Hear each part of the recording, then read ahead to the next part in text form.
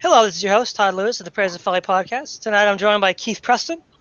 We're here to discuss the sort of theory of freedom and theory of progress and liberty as we see it with Thaddeus Russell and his book, The Renegade History of the United States. Um, Now, from what I can tell, Thaddeus Russell, he he seems to be very erudite when it comes to historical facts, even if they are a bit one-sided at times. But he's not much of a philosopher or an intellectual, and so he's basically talking about a view of the good life, which which goes back to the ancient Greek philosophical schools debating over what is the good life. And I think you kind of have to piece together from what you see and hear what he thinks the good life is. He certainly believes that seeking pleasure is good, but he wouldn't quite be an Epicurean, because the Epicureans believed in moderate consumption of pleasure, because they also understood that hangovers and withdrawal could be just as unpleasant as not having your pleasures gratified. And he almost strikes me as more of a cynic or a hedonist in the classical Greek sense, where you don't really care about society as a whole. You just kind of care about maximizing your own pleasure, which of course, understandably, they are mostly pariahs in their society. And he has this underdog narrative where prostitutes, pirates, gangsters, slackers, and alcoholics were through their actions created space for certain kinds of values and liberties that we take for granted today. Whether they're intended or not, I don't think he's all that concerned about. Just that it happened. Now, he seems to have this understanding that the modern he's got a definite problem with the Puritans in this one lecture that I sent you, where he talks about his book. He argues that they value work above all else, and that's really it's not wholly accurate, but it's close enough. I mean, that'll jibe up with Max Weber and the Protestant work ethic and the spirit of capitalism. So yeah, okay, we'll concede that point. And he says that ever since the Puritans, all governing American governments, whether they've been Christian or progressive or whatever, have still had that strain of work, right? It might be the libertarians, control yourself so the state doesn't have to, or work so your boss can meet the bottom line. Now, he makes a couple of good points about, of course, work being a kind of pathology where you just work yourself to death. But I think also one could argue that he goes too far in arguing that work itself is the problem, the work ethic itself is the problem, rather than just say, well, work in moderation. Too much work, might put you in an early grave. And then also he tends to go for the more sort of hedonistic pleasures of alcohol, drugs, sex, things like that. And he points to the fact that the mind-body dualism of the Greek philosophers, and then up through Christianity, led to a sort of degrading of the human body and the pleasures of the body. In many ways, it kind of echoes Nietzsche, where like Nietzsche said that Socrates and then the Greek, that tradition, and the Christian tradition, were life-denying. They're not life-affirming philosophies. In that sense, there's a kind of Nietzschean flavor to it. And I think one of the main complaints that I would have with Russell is that he kind of turns the entire narrative on its head. If you look at the Western canon of intellectual thought, going back to, well, it depends on where you start. You could start with the Bible, you could start with the pre-Socratics, but wherever you start, there's this assumption that self-control, self-mastery, is key to not only the good life, but to freedom. To give you an example, in his book, The Renegade History of the United States, he says that the problem is, he had a chapter called The Freedom of Slavery and the Slavery of Freedom. In the freedom of slavery, he talks about how the slaves could sleep around and shack up whenever they wanted, but they were not free politically. And then the people who were free politically in the bourgeois 19th century, values of America, were not free in that particular sense. Now, here is where there's a problem I see arising, is that those kinds of freedom are incompatible. In the introduction to Brave New World, Aldous Huxley points this out. He argues that political and economic freedom are on one spectrum, sexual freedom is on another spectrum, and the two are, as one increases, the other diminishes. And that's, in fact, the whole premise of Brave New World, where they use drugs through soma and recreational sex to keep people satiated so that they don't understand that they're actually enslaved to this world corporate institution. And the people that wake up, like in the novel Smith the Savage, just kind of end up hanging themselves because of the hopelessness of it all. And it just seems really sort of superficial, right? The idea that, you know, drugs, sex, and rock and roll liberated us, even though the sex revolution was funded by the Rockefellers via Kinsey for means of social control. And as Timothy Leary pointed out, the CIA was behind the production of LSD.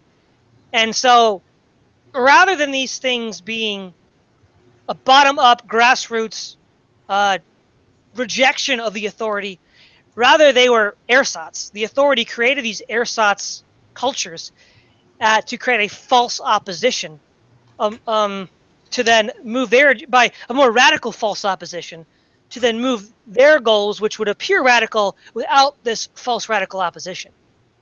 That was described in, I think it was called the Strawberry Statement by one of the 60s radicals. I think his name was Kunin. And he mentioned he was approached by the Rockefellers, and they told him why they were going to bust him around to do all this, to create this false opposition. So I think there's a little sort of simplistic and naive interpretation of the facts that he has. So what do you think about that, Keith? Well, I suppose my views on this probably would not be fully in agreement with yours or Thaddeus Russell's, in the sense that the way you're framing the argument is sort of a standard, conservative, traditionalist, moralist perspective on one hand, which you endorse and embrace, versus sort of a liberal, libertine, anti-traditionalist, hedonist perspective that Thaddeus Russell embraces. I think that before we can really debate that issue, and it's an interesting issue, for one thing, I've noticed in the libertarian milieu in recent years, there's been an increasingly wide split over these kinds of things. You have the more conservative libertarians, the more paleo-ish and bourgeois-oriented libertarians, like the circle around the Mises Institute, that think, well, to have liberty, we have to have bourgeois values, we have to have middle-class values, we need the Western tradition. Some of them say we need Christianity, all of these things that would define conservatism as Americans would think of it on some level. And then you have another side, a more left-oriented side, that says, no, what we really need is to embrace the PC culture. We need to be opposed to racism and sexism and homophobia. Or there's some that are simply about libertinism. No, it needs to just be about sex, drugs, and rock and roll. Or sometimes they blend all that together. I think, though, that before we can really get into that discussion about which set of values of those kinds are superior, or where there should be a balance between the two or whatever, there's this first question of what is freedom in the first place. And I tend to think freedom or liberty or whatever is somewhat subjective.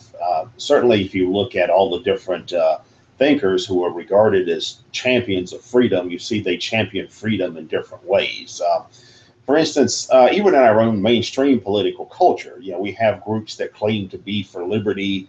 We have groups that claim to be for freedom, that have polar opposite views about many things. For instance, it's interesting to compare the Libertarian Party with the American Civil Liberties Union. The Libertarian Party, they define liberty in what is normally thought of as negative liberty, and that is the exemption of the individual from external coercion. That is, the individual can do what they want without being coerced. They can own a gun, or they can start a business, or they can practice this or that religion, or express this or that political opinion, and no one gets in their way. The American Civil Liberties Union is essentially a social democratic organization, and that they probably, at least on some level, define liberty more in the positive sense, the freedom to have options. For instance, the people who hold to this view probably say, well, if you go in a convenience store and you have only two choices of soft drinks, a Pepsi or a Coke, well, you have the freedom to decide whether you want to buy a Pepsi or a Coke. But what kind of choice is that when you only have two choices? Wouldn't it be better if you also had some Gatorade and milk and orange juice and, vitamin water and energy drinks and all these other things? So they define freedom more in that way, that having a wider range of options, or having the means to the good life. I think that's another method of freedom that's typically defined. They call that positive freedom. The more libertarian, classical liberal types define freedom as negative liberty. That is, there's no law saying you can't do this, or no rule saying you can't do this. Whereas this other point of view says, well, that's a limited view of freedom. We need to have the freedom to make choices and have, in terms of having wide ranges of choices available, or have the resources that we need to live the good life. I don't know that any of these points of view are wrong. There's another point of view. It's probably closer to something like what you would embrace, which is the idea, well, freedom means you're not a slave to the passions. For example, if someone like Thaddeus Russell would say, well, some of the great heroes of liberty of the past are drunks that defied regulations against alcohol, or people who take drugs and against the laws of the state, or all these kinds of things.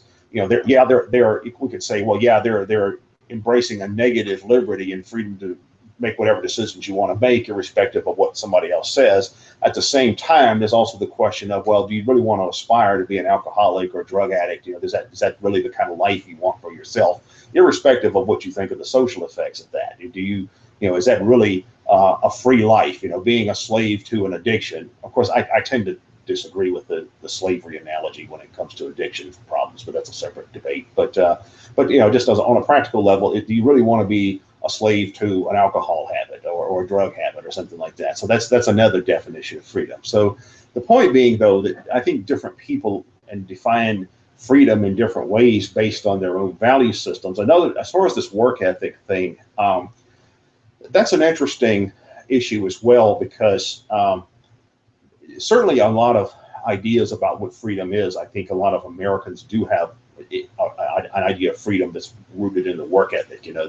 Our whole economic system, free enterprise, right? Meaning the freedom to go out and be successful and be a self-made person, and upward mobility and things like that. But whenever I hear people make arguments like that, I always think of a debate we actually had in one of the national anarchist circles, or one of their discussion forums some years ago, where someone was talking about somebody with a fairly Eurocentric idea was talking about the indigenous people in Africa and saying, well, in their history, they never invented anything. They didn't invent the wheel. They didn't invent two-story buildings. All these things that other cultures developed. And someone else said in response to that, yeah, but how is that un-libertarian, or how is that un-anarchistic? I mean, how are they not being good libertarians or whatever by not inventing the wheel? Maybe they just don't want wheels, or don't feel they need any, or whatever. So, and again, now, of course, to come back to that is, yeah, but what kind of quality of life do people have who define liberty in that way?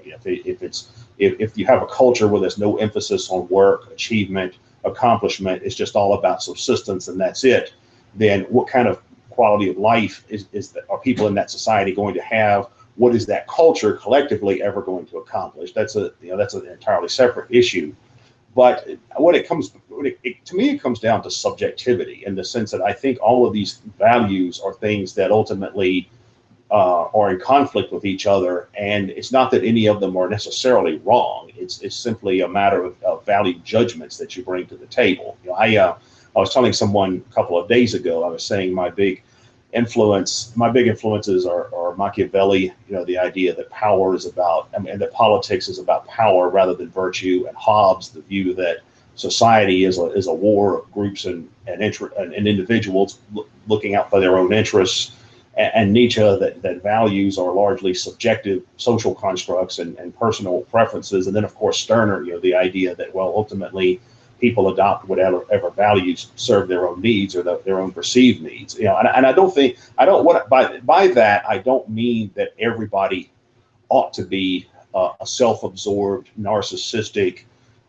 hedonistic, almost sociopathic type of personality. That kind of thinking, I think, is widely misinterpreted.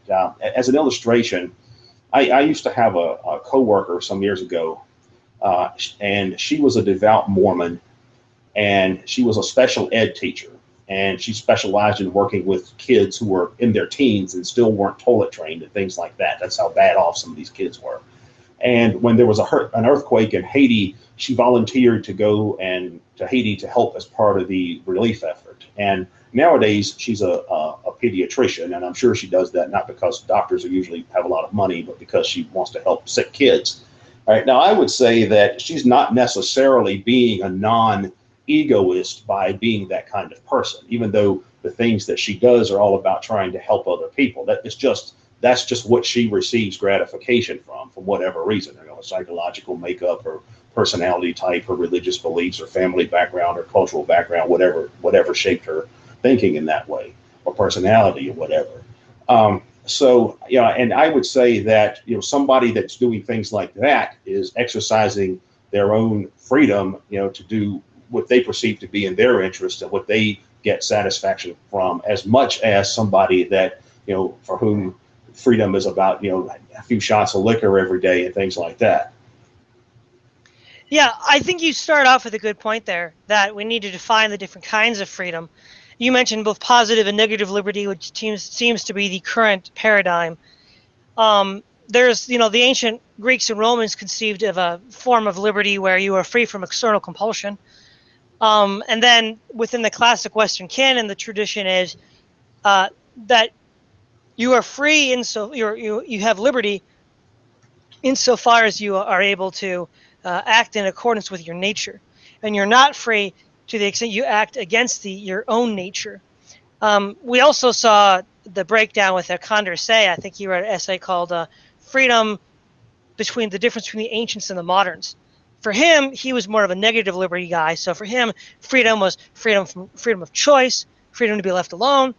Whereas for the ancients, freedom was an idea of being a representative within the political decision-making process. All of those are true. I mean, those are historical versions of freedom in the West. I think, though, most of us would agree that at least whatever we define freedom as, liberty as, freedom from arbitrary external compulsion would be something that we all more or less take for granted. I mean, whether you're a positive libertarian or a negative libertarian or a hedonist or a virtue ethicist, at the end of the day, I don't think anybody really wants to have arbitrary external controls on them all the time, where they have no recourse to get out from under that. And I think the weakness of at least the hedonistic strain of this view of liberty is that while there has been a quasi long-standing tradition in the literature that these kinds of go your own way, tell the man to bug off kind of attitude leads to a more increasing scope of freedom. When you actually look at it historically, that's not what happens. Right? There's a great story that Aristotle gives us about the tyrant in Syracuse who sends a messenger to some tyrant in Asia Minor, asking him what to do with his uppity populace who's getting in the way. And he goes over there, and the messenger goes over there, and the tyrant then starts walking out into the field and knocking off the tops of the tallest poppies. And then the messenger goes back, he's a little confused, and he tells the message to his master, and his master immediately figures it out. You got to knock down or get rid of the people that rise to the top. And the other thing is, there's the famous example in both Etienne Bouty, but he's in the Discourse on Voluntary Servitude, where he's referring back to an account in Herodotus, where Croesus, who was king of Lydia but now a captive of Cyrus the Great, there had been a rebellion in Sardis at the time, and Cyrus had just put it down. And in order to pacify the city, Croesus said, no, don't kill everybody. Just get rid of their arms, get them into the games and pleasures and alcohol and brothels, and they won't bother you anymore. They'll just be happy, comfortable people. And that's what he did, and it's largely what worked. And today, in the modern age, when you have people like Bertrand Russell, H.G. Wells, and others who who basically, as they're building this, as you call it, totalitarian humanism, Keith, but they call it the New World Order. As they're building it, they're telling you what they're going to do to control it, and how are they going to keep people in line? How are they going to keep them from upsetting the apple cart? And they tell you how they're going to do it, and they do it in Brave New World as one way. You could use sheer terror like in 1884, but as Huxley pointed out, it doesn't work in the long run because people end up hating you and then they rise up against you. You stupefy them, which is what they do in Brave New World. And what's been happening for the past 50 years. So I think the real problem here, from the perspective of someone like Russell, is the very people that are orchestrating this power grab, this centralization of power into a global government, are telling you exactly what measures they're going to take to make you enslaved and placid subjects. And those are all of the things that, according to Russell, make us free. But that doesn't pan out. I mean, if that really made us free, why would the Rockefellers and the Carnegies and the Fords and the Huxleys and the Wells of the world advocate all this? They don't want our freedom. They want us to serve their interests. And so it seems that that's a problem he's not adequately dealt with. Yeah. Well, I also think that a lot of this, though, comes down to individual psychological states. You mentioned the tradition within Western philosophy that talks about how someone is not free if they're alienated from their own nature or things like that. I tend to be somewhat suspicious of arguments like that. For one thing, it reminds me of Marxism, the idea that there's this true human nature that's alienated by capitalism, and that to retrieve that, we need to go back to this kind of utopian society where we've done away with property and rank and authority and things like that. You see that kind of thinking in Rousseau, especially, and to some degree in Marx.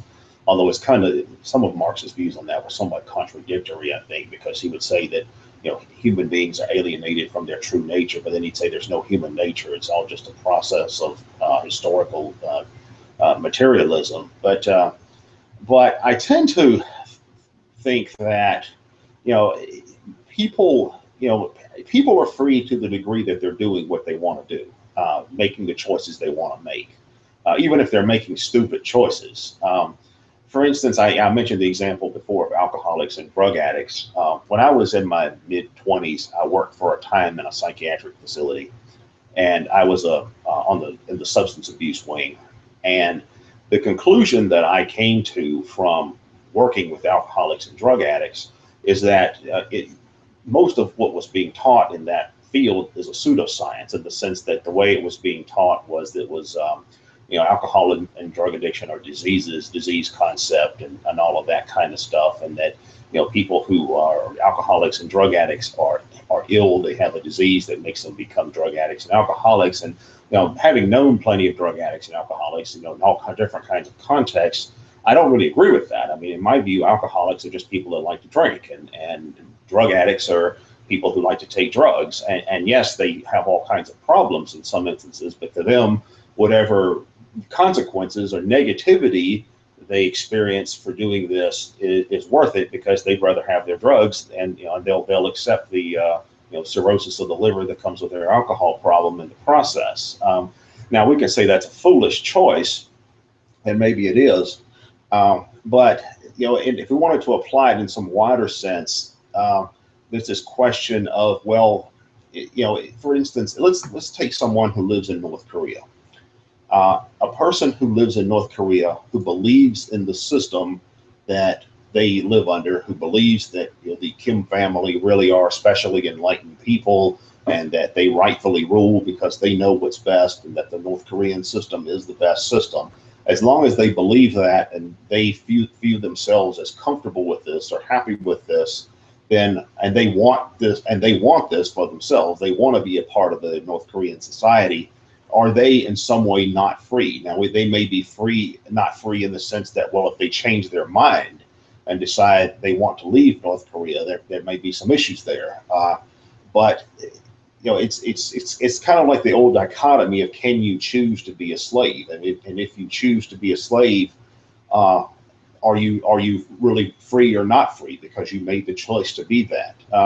This is a debate I've had with a lot of people on the left, and they just can't wrap their head around this argument, and a lot of libertarians as well. But but when it comes to historic slavery, for example, slavery as it was in the American South, what I think is interesting about slavery is not slave revolts and things like that, but how few slave revolts there actually were, and not so much the Underground Railroad, although all that's interesting as well, but how many slaves did not join the Underground Railroad. During the 1930s, during when the PWA, the Public Works Administration, was put together by President Roosevelt, just to make work during the Depression, one of the projects that they did during that time was they went back and they found a lot of elderly slaves. That was far enough back that there were still former slaves who were still alive and were elderly people by this time, very old in some instances.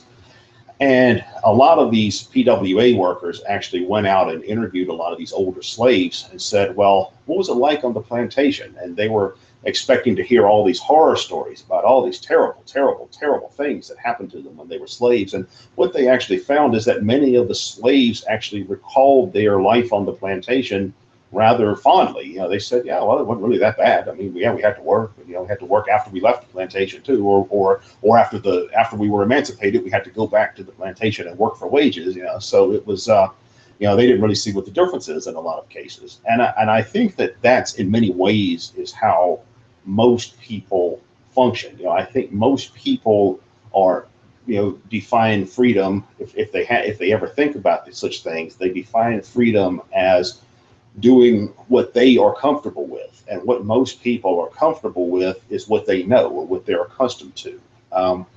If a good example, another good example was the Iron Curtain. We hear the stories about all the people who risked their lives to escape from behind the Iron Curtain, but there was an awful lot, a whole lot more that didn't, and was the only thing that was keeping these people from escaping from behind the Iron Curtain the barbed wire and the machine guns. I think probably not.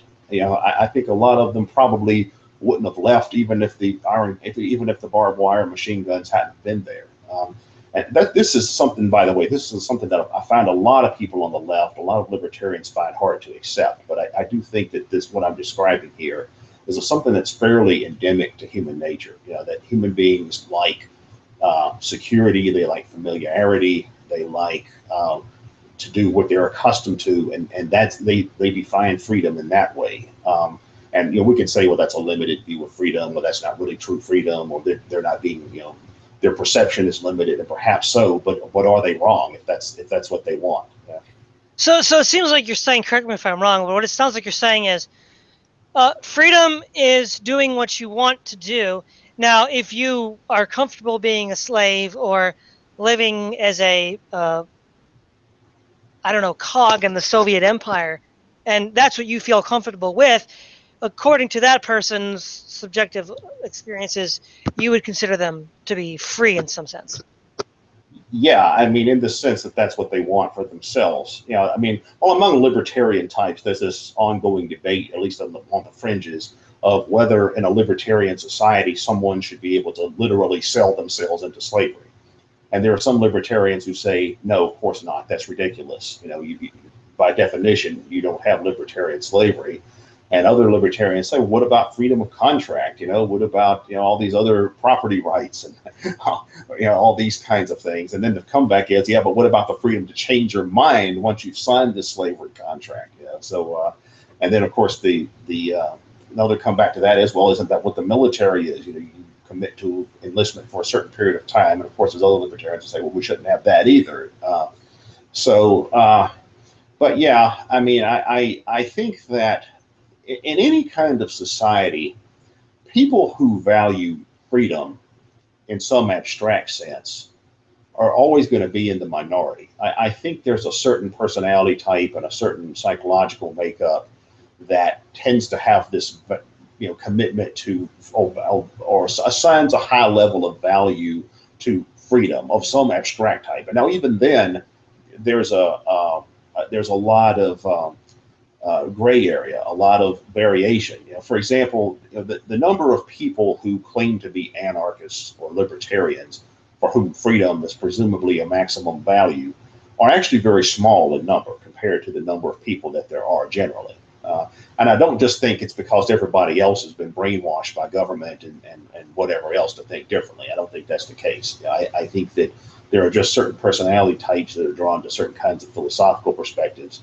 And these kinds of perspectives where freedom is a maximum value just represent a minority psychological makeup and minority personality type.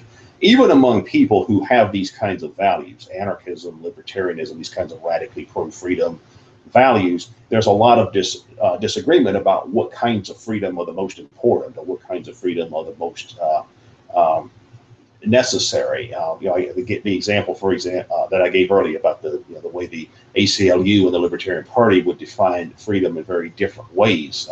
One would have more of a positive freedom outlook, the other more of a negative freedom outlook, and that reflects their political differences. Classical liberalism versus social democracy.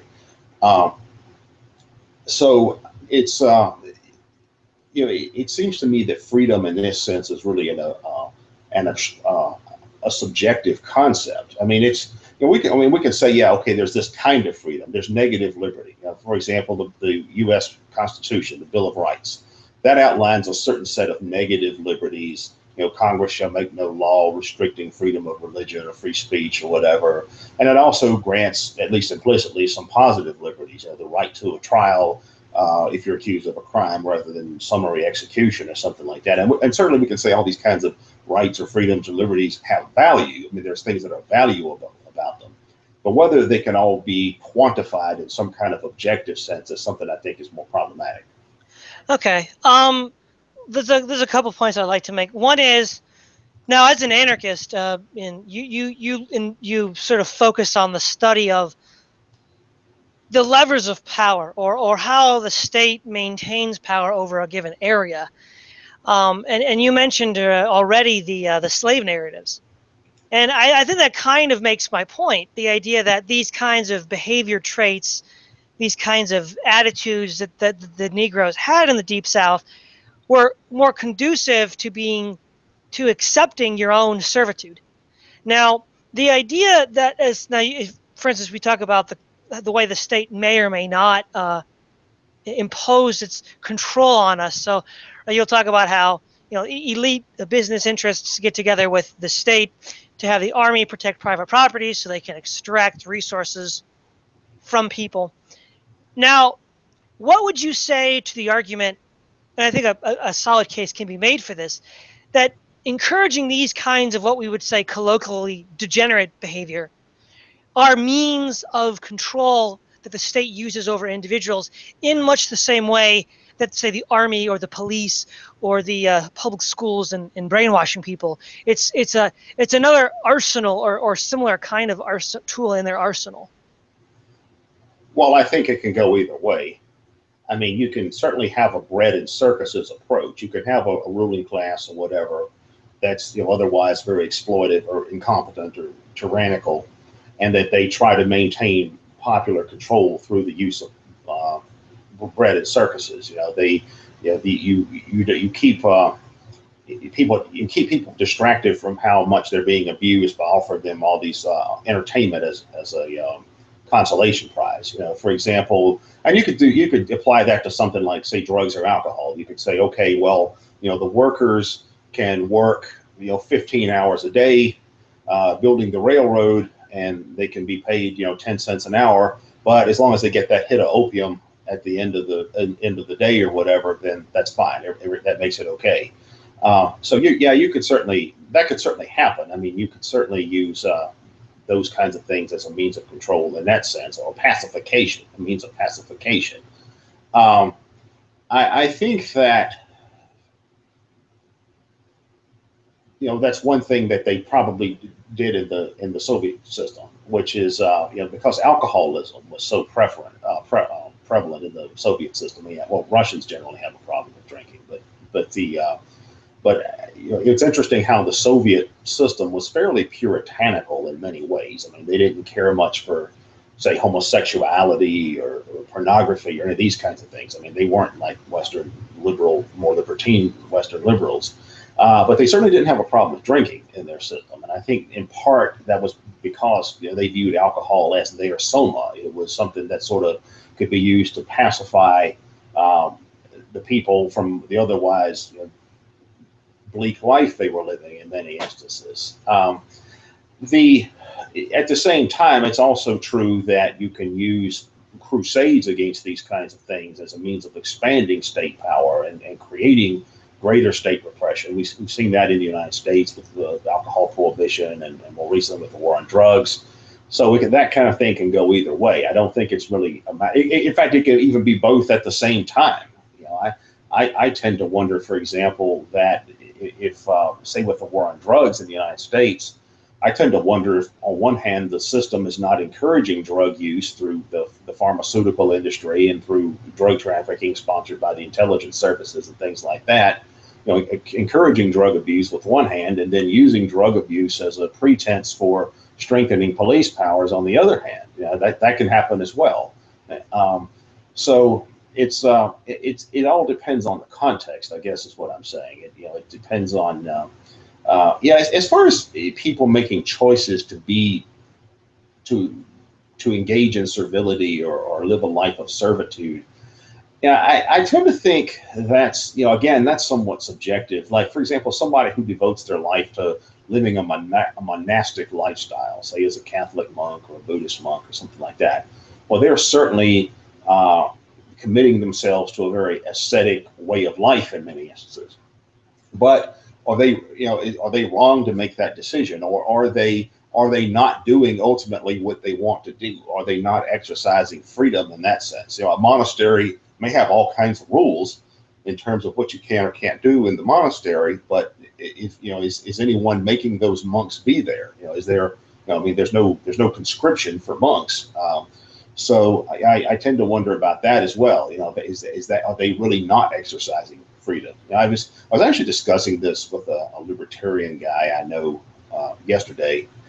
We were talking about how, well, in a truly libertarian system of the kind that someone, say, like your nemesis Walter Block advocates for, I mentioned one thing about Block that I think is interesting is that he, as much of an Austrian ANCAP as he is, he actually told me in private conversation once that, libertarianism and communism are not inherently incompatible so long as communism exists or comes into being within certain within certain guidelines, like so long as you have a system of freedom of association and contract, it's like you could almost have this anarcho-capitalist Stalinist society at the same time. It's given as long as all the different theoretical provisions are met, and you could even have a large society like that.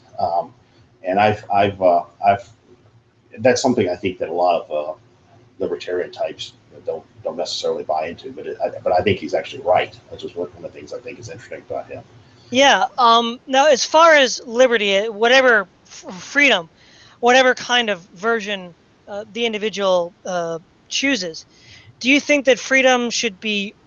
Are we born with it innately, or do we earn it? And if we do earn it, how? Well, either one.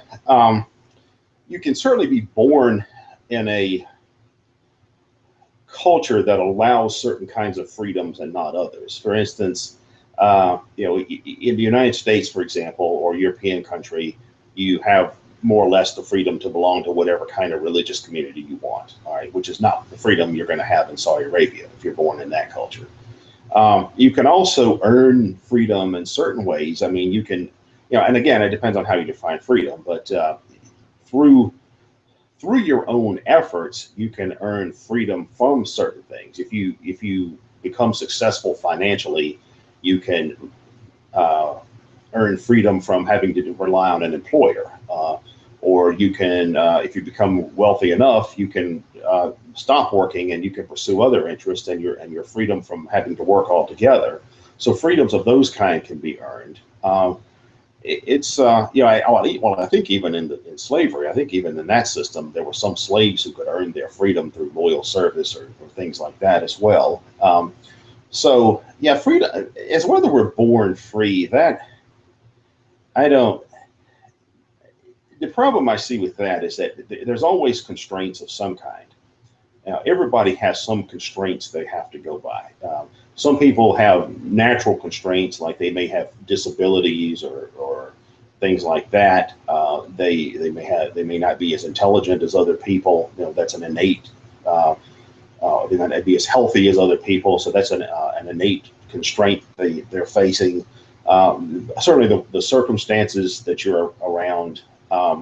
One ongoing debate that I've had with a lot of the left libertarian types, has to do with things like, things like children's rights and things of that nature. Like I've always said, one of the sad facts of life is you don't get to pick your parents. It doesn't work that way. You're born with the family you're born with, and whether it's a good family or bad family is beside the point. That's just what you're stuck with.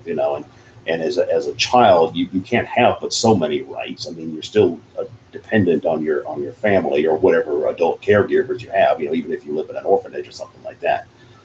So children can only have so many rights. I think in that regard. I mean, ultimately, there's got to be somebody somewhere that draws a line and says, no, you can't do this. So again, it comes back to subjectivity. We're born free in some ways, and in other ways we're not. And it all depends on the individual's circumstances in many ways. Yeah, okay. So you mentioned earlier that there are different conceptions of what liberty or freedom are, and that's correct. Now, you seem to be agnostic as to whether any of them are true in some objective cosmic sense. Now, there's a twofold question involved in this. On the one hand, are you saying that none of them could be true in any objective cosmic sense, or a more limited claim that they could be, but due to our limited faculties of intelligence, there's no way we could ever cut that Gordian knot, even if one of them might be cosmically true? I don't think any of them are cosmically true, in the same way that scientific facts might be cosmically true, like gravity is cosmically true. I think that different types of freedom are, quote unquote, true depending on the results you want. An example would be if you want to live in a society that has the benefits of industrialization and technology and things like that, like advanced healthcare and things of that nature, then you have to have some kind of cultural underpinnings that are conducive to achieving that. I mentioned the example earlier of the primitive tribes people in some indigenous communities where they had never invented a wheel when they first encountered external explorers or settlers or whatever. Right? There's nothing inherently unlibertarian, for example, or about not inventing the wheel. But what else are you going to get with that? If you have a society, a community that has never yet invented the wheel, then you're not going to have much else. You may be exercising your freedom to not invent the wheel, but that's about all you're going to be doing. So if you want a standard of living or quality of life that's greater than that, then yeah, I mean, you have to be able to have a cultural environment that's somehow conducive to the production of what the foundation that you need for an industrial technological society. Of course, not everybody seems to want that. We do have this movement, the anarcho-primitivists or whatever, that reject all that. And again, the analogy of alcoholics and drug addicts. Somebody that wants to be a drug addict or wants to be an alcoholic, which I think many people do, because drug addicts and alcoholics certainly go out of their way to maintain their habits at almost at all costs. I'd say, yeah, they're exercising freedom in the sense of that's what they want to be, but at what cost to themselves? I mean, how does that impact the other areas of their life? How does that impact their health? How does it impact their relationships with other people? How does that impact their quality of life in other areas? And maybe they don't care about any of that. Maybe just the drugs and the alcohol are what they care about. That's their choice. So it's certain forms of freedom are true depending on the results you want. If you want good health, for example, it's good to exercise the self-discipline to not abuse drugs and alcohol. But that's, again, good health is not a value that everyone chooses. Okay. So let's assume for the sake of argument that this case could be made, that which I think most of us would agree, the absence of arbitrary external control is a good thing. That of the the buffet table of options of freedom, there is one, the particular one that I tend to advocate, the more traditional classical view of virtue and vice in nature, is the most likely to create conditions in which arbitrary external control do not exist. Okay, that makes sense. Yeah. So basically, what I would argue is, okay, yeah, maybe you do value poor health, or maybe you do value instant short-term pleasure, but I think also most people value the absence of arbitrary external authority. I mean, obviously, even Thaddeus Russell does, because Thaddeus Russell's complaining throughout the entire lecture about these external authorities that he finds to be arbitrary, like the family, like the state, like organized religion, like bosses. But if you want to live in a world where, I don't think these things can ever be completely eliminated, but where as much as possible they're constrained so that arbitrary authority is not in your face all the time, I think the only method that we've seen historically that allows you to achieve that goal is the one broadly outlined by the the Greek philosophers and the Christian philosophers, and then up to a point even the early libertarian, like even early classical liberal philosophers. Because even John Adams said after the Continental Congress that this Constitution was made for a religious people. It is an ethical people. It is wholly inadequate for any other. And so if you go from like Socrates to John Adams, they all seem to understand that this classical Aristotelian view of virtue and acquiring those across the body politic was essential to maintain such a society in which external compulsion was kept to arbitrary external compulsion was kept to a minimum. Now, if that is the value that you have, would you agree that that's probably the best way to ensure that state of affairs?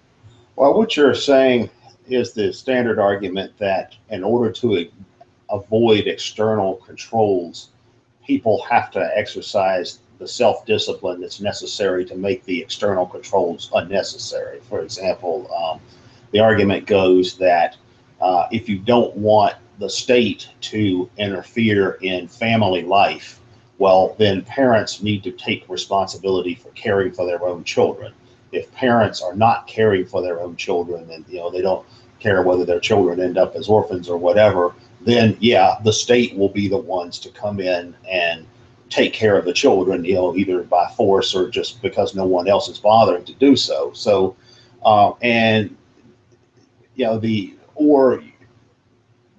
when it comes to something like crime, if you don't want to live in a police state where we've got police on every block, to keep order, then people need to have the self-discipline to not commit crime in the first place, so that crime is not so out of control that you need to have a police state to try to control it.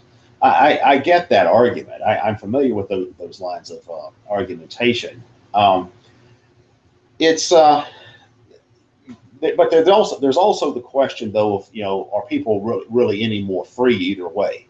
Like if you're not doing what you really want to do because I can't neglect my children, because then big government will come in and create a welfare state, and I might have to pay taxes. Is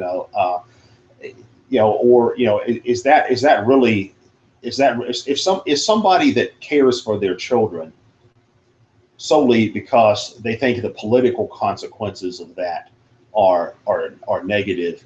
Are they really free, or are they inherently more virtuous than somebody that doesn't care about their children? That's what I wonder about. Or crime, for example. I don't think there's that many criminals who are restrained from committing crimes by thinking, I'd really like to knock off that liquor store, but what's going to happen? This kind of stuff is just going to keep on going on, and the government's going to pass more stringent laws, and we're all going to live in a police state. I mean, criminals just don't think like that. They don't care about consequences for themselves a lot of times, much less for society as a whole. So in some ways, I think that kind of argument is sort of based on a false understanding of how people think. It's most people who engage in these kinds of classical virtues, they refrain from abusing alcohol, or they refrain from committing crimes, or they have some sense of, say, family loyalty, or at least they bother to take care of their own children or something like that. I think most people that do that do so because they want to. They don't want to be alcoholic, or they don't want to be a criminal who victimizes other people, or at the bare minimum, they just don't want to go to jail or whatever. Or they want their kids to have a good quality of life. I don't think that it's political ideals per se that are motivating that most of the time. It's like I mentioned the example earlier of my friend who was a devout Mormon. She was a special ed teacher. She was a volunteer for work, earthquake relief in Haiti and things like that. I think that's just her personality is such. That's just what she likes to do. She likes to help people, for whatever reason. I don't think she even thinks she's going to benefit from that in any material sense or any political sense. Like I remember one time I was in a car with her. She was driving, and we passed a guy standing on the side of the street, and he had a sign. It was one of these people that homeless type people that hold up signs, please help. But there was this one guy we passed. He looked to be about 40 years old, and he had a sign up that says, "Please help, my mother died 6 months ago." And, I started saying, well, what the hell does that have to do with anything? I mean, this is a guy that's almost middle-aged. His mom died 6 months ago. Well, that's sad, but I mean, yeah, most people are going to experience the death of their parents at some point in their life, and it's been 6 months. Why is he? What does that have to do with his homelessness? And so, of course, she goes into this long spiel about, well, he was probably helping his mother and wasn't working, and then she died, and because he wasn't working and helping his mother, now he's unemployed and doesn't have a place to live. And I was like, well, it's probably because he was a crackhead, and he was a guy that was almost middle-aged, still living with his mom, at age 40. And then she dies, and he has nowhere else to go. And she's like, oh no, you should have more compassion for people than that. So I think these are all psychological traits. Ever the cynic, Keith. Ever the cynic. We got some questions from the live chat. Somebody asks a question: if whatever conception of liberty that you have is subjective. Now, of course, as an anarchist, you would admit you have your own subjective form of liberty. Doesn't that mean then that your subjective valuation against state oppression is just as agnostically meaningful or meaningless as any of the other suites of choices that we might make on a certain basis of liberty? Well, the short answer to that question is yes, exactly right. Again, it gets back to what I was saying earlier about the example of North Korea. One of the influences on my own thinking was a guy named Carl Schmitt. For those that aren't familiar with European continental political philosophy, check out Carl Schmitt. But Carl Schmitt had this idea that the legitimacy of any political system ultimately rests on acclamation, and that is that. That's just a fancy way of saying a system survives because the people want it that way, or at least they give passive consent to it, or at least indirect consent to it. Tomorrow, if everybody in North Korea decided, no, we're not going to take orders from the Kims anymore, the Kims would be finished. That's what happened in Eastern Europe and in the Soviet Union to a large degree. That's what happened to Nicolae Ceausescu. So ultimately, any system survives because most people assent to it, at least on an indirect basis. And if they're making that choice for themselves, I don't know that they're quote unquote wrong, or I don't know that they're quote unquote unfree. I mean, they may find that they're unfree if they decide to make a different choice. But the critique that anarchists have of systems of power, the state or corporations or imperialism or these other social institutions that anarchists often criticize in various ways, all of those things presume certain definitions of liberty. Some anarchists rely more on negative liberty, some rely more on positive liberty, but those are still value judgments as well. I mean, even an anarchist system of a society dominated by anarchists would have to rely on acclamation to some degree. Everybody would have to agree to have an anarchistic system, or most people would have to agree. And even people who didn't want to have an anarchist system, perhaps they could be accommodated on some level, but there would still have to be some limit to that as well. If somebody's trying to organize a fascist or communist coup, for example, in an anarchist system, they would have to be dealt with in some way. So, yeah, I mean, the anarchist position is as arbitrary and subjective as any other. Okay. One other thing that I wanted to touch on was we were talking about the state and its methods of controlling people. Now, I would not deny that say certain mortal crusades could be used to advance state power if used by unscrupulous individuals to do so in a certain way. But I think the more interesting question is on net average, which is historically easier for the state to use to consolidate power? Is it easier for the state to use what we would colloquially call vice, or colloquially call virtue? And as a corollary to that, not only is it, quote, easier for the state to use one over the other, but an actual historical fact, what has the case been that it frequently uses, which one is it more frequently used to consolidate power? Well, again, I don't know if you could quantify that in some absolute sense. We could look at the example of a society like Saudi Arabia, where there's a tremendous amount of social repression in terms of restrictions on individual behavior. And they even have, what is it, the vice police, the committees for the discouragement of vice or promotion of virtue, or something like that. Some kind of police-like force they have in that system. And then we can compare that with the Western system, where compared to Saudi Arabia, the hedonism and vice rule. As to which kind of system is more state-centric in the sense of direct physical coercion, I don't know. It probably depends on the area of life or the area of society you're talking about. There are people from those kinds of societies who venture to the West and can't stand it. They don't like the freedom or subjectively defined that we have in the Western world, and they can't wait to go back to where they came from. And there are other people that just can't wait to leave where they're from. There are people you can find on YouTube, for example, videos of people that immigrated to the West from Somalia or the Sudan or Saudi Arabia or somewhere where this kind of very conservative Islam is prevalent, and they say, they have the same view as people who escaped from communism behind the Iron Curtain. There were people in the Soviet era who would actually leave that system and migrate to the West and go back because for whatever reason they didn't like what they found in the West. They would think the West were too unsympathetic to the poor or whatever. There were people like that. I remember coming across cases like that back in the day when all of that was still operative. So, as to which one has been more prevalent, historically, I think states have always tried to strengthen themselves by identifying and attacking outgroups.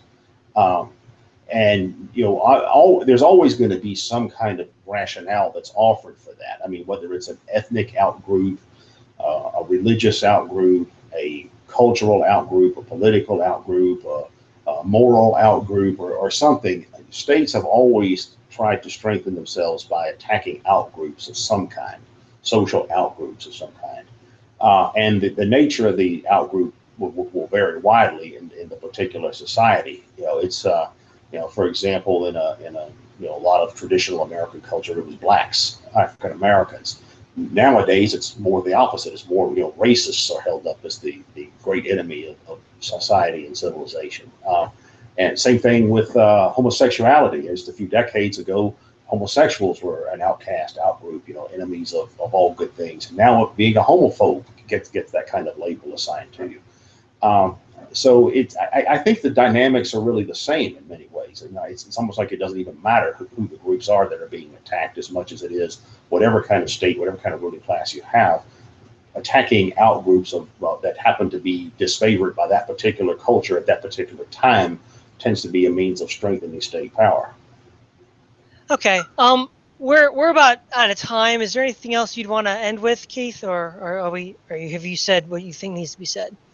Well, since we began the discussion with talking about Thaddeus Russell and his ideas, I tend to agree with Thaddeus Russell halfway in the sense that historically rebels have done a lot to expand the realm of freedom in certain ways. I mean, we can look at slavery, we can go all the way back to ancient times and look at Spartacus, or we can look at peasant revolts in the Middle Ages, or we can look at slave revolts, or the Underground Railroad, or worker uprisings, and all these kinds of, civil rights, and all these other kinds of things.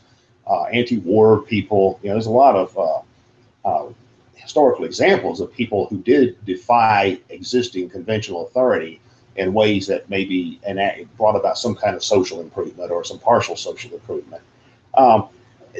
I don't necessarily think, though, that justifies any kind of libertinism somebody wants to pursue. Like I said, it's.